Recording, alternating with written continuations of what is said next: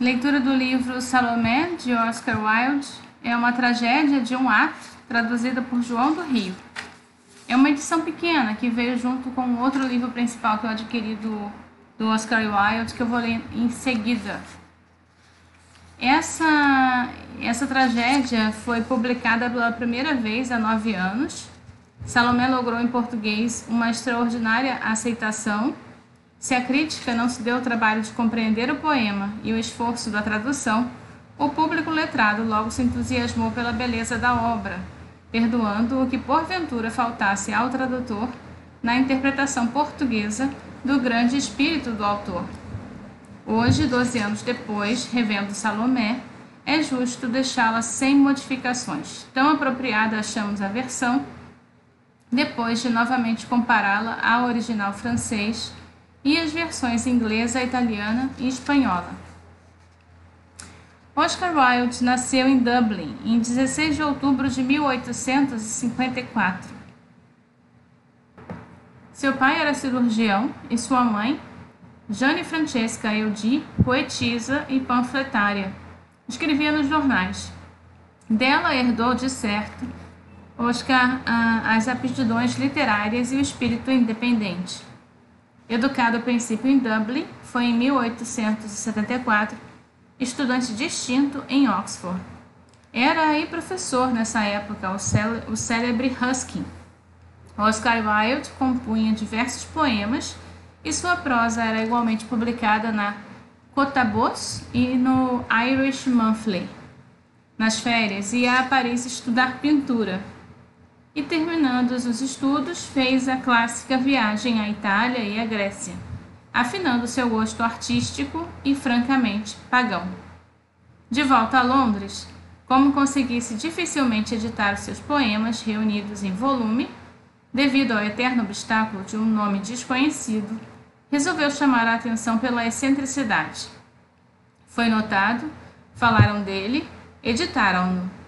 A sociedade inglesa era-lhe pouco favorável e, apesar de se divertir à sua custa, não lhe correspondia às pretensões. É aí que se deve procurar as razões das suas doutrinas anárquicas e da sua impertinência para com a aristocracia na Inglaterra. Entretanto, Wilde não desprezava o sucesso social, nem mesmo o dinheiro. Foi sensível à venda dos poemas que teve mais admiradores no público que entre os críticos e obteve, indo à América, dar uma série de conferências sobre o estetismo, o mesmo êxito de agrado e de finança. Em 1888, Wilde esteve em Paris, tendo tido um acolhimento admirável de artistas e homens de letras. Em 1884, ele casou com Constança Lloyd, doce, bela e rica moça, que o admirava e o amava. A partir de 1888, entrou num período de atividade literária, produzindo dramas, artigos, novelas. A lista de suas obras é grande. O autor dramático tem em 1882 Vera, a nihilista, que não agradou, Duquesa de Pádua, que também não agradou, para fazer depois um grande sucesso em Viena, com O Leque de Lady Windermere, Uma Mulher Sem Importância, Um Marido Ideal, Salomé. 4 obras. Ao terminar Salomé, Wilde teve o seu escandaloso processo em que a justiça inglesa o castigou como um exemplo para corrigir e impedir a assustadora propagação de um vício em moda na alta sociedade. Oscar Wilde, quando saiu da prisão, voltou a Paris. Tinham-lhe arrancado tudo, fortuna, esposa, filhos, glória. Vivia nas bodegas da última ordem, usando punhos de celuloide e casacos sovados. Ele que fora o dandy, príncipe da moda, nessa vida amarga durou ainda 3 anos e veio a morrer, a 30 de novembro de 1900, no lúgubre hotel da Alsácia, na Rua das Belas Artes. Salomé foi escrita em francês para ser criada por Madame Sarah Bernhardt, que abandonou a ideia de ser a Virgem da Judéia quando um infame processo apagou para sempre o brilho da luminosa estrela de Oscar Wilde. Do poema francês fizeram-se logo inúmeras traduções, porque este admirável poema já foi representado e editado em italiano, espanhol, alemão, austríaco, russo e até japonês. Naturalmente, todas essas traduções tiveram como texto não o original francês, mas a tradução inglesa, que apareceu com ilustrações de Beardsley. Foi por essa tradução inglesa que nos guiamos. Também dela reproduzimos os trabalhos do admirável ilustrador de Robert Montesquieu de Fezenac, chamada Le Perverse. Como Oscar Wilde sonhou Salomé. Nada mais agradável do que evocar hoje na recordação do poeta num dos seus melhores instantes da sua vida. Vejo tal qual me apareceu na noite longínqua do nosso primeiro encontro. Relembro a surpresa do seu sorriso benevolente e descobrir dentes largos, negros, incrustados de ouro. Ouço-o falar com aquela voz de timbre abafado, voz branca, sem nuances, monocórdica, harmoniosamente monótona, que salmodiava da sombra de estofes de poemas em louvor de Salombo. Eram prosas suntuosas, surtos de Flaubert em períodos que se desdobravam com brocados constelados de predarias, eram versos divinos de Mallarmé, imperfeitos, pesados e luzindo como colares, eram ainda levianos e perversos, versos de Lorraine. Nessa época, o mestre inglês era perseguido pelo fantasma da dançarina sanguinária. Vem de Madrid? Inquiriu, o seu olhar de esmalte dardejado sobre o meu.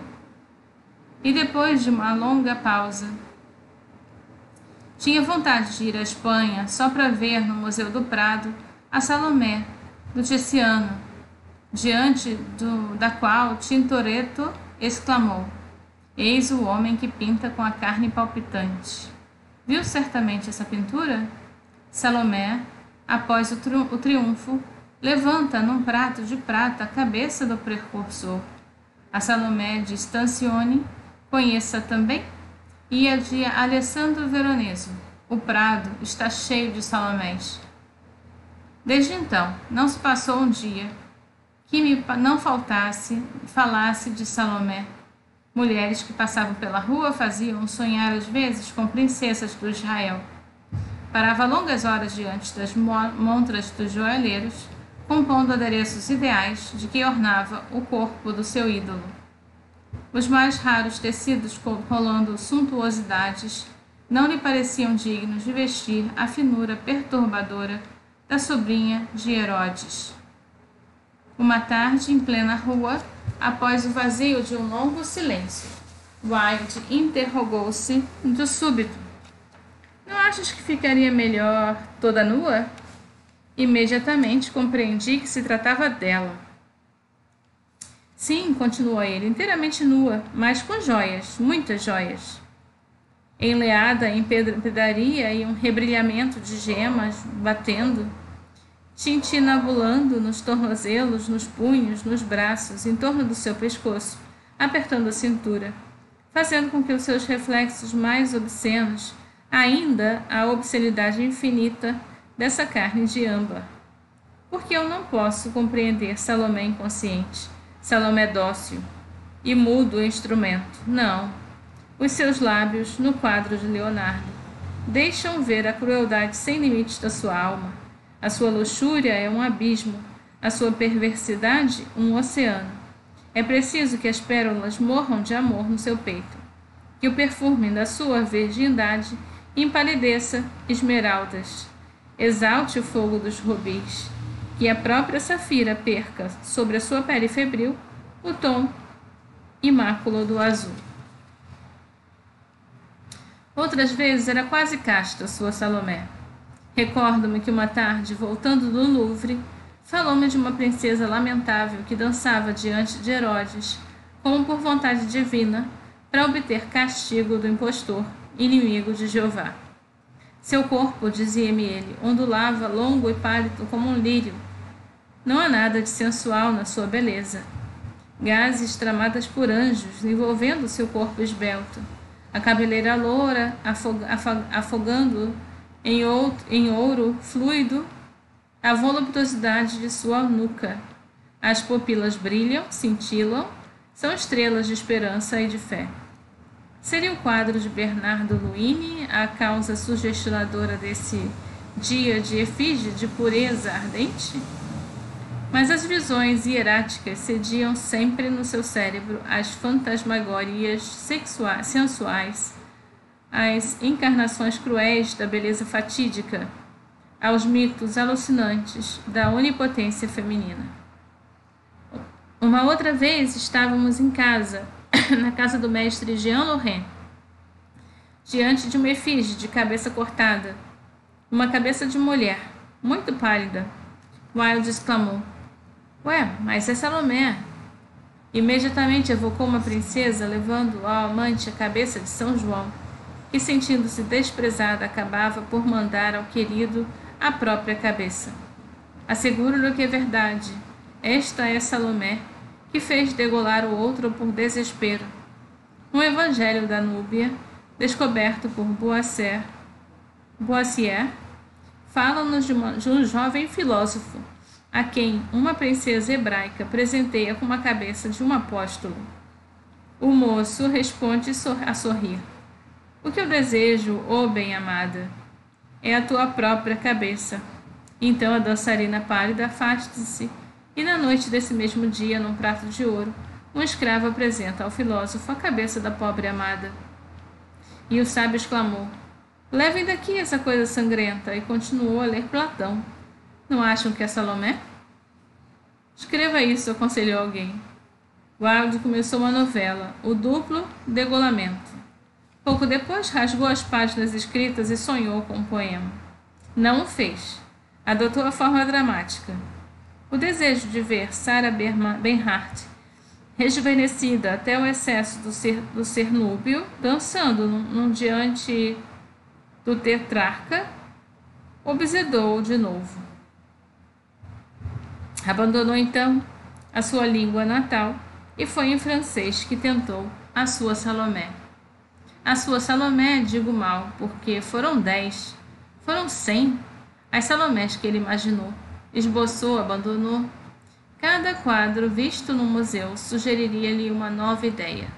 Cada livro descoberto, em que o seu assunto fosse tocado, enchia-o de dúvidas. Hoje a sua princesa era loira e glorificava-se como a de Mallarmé.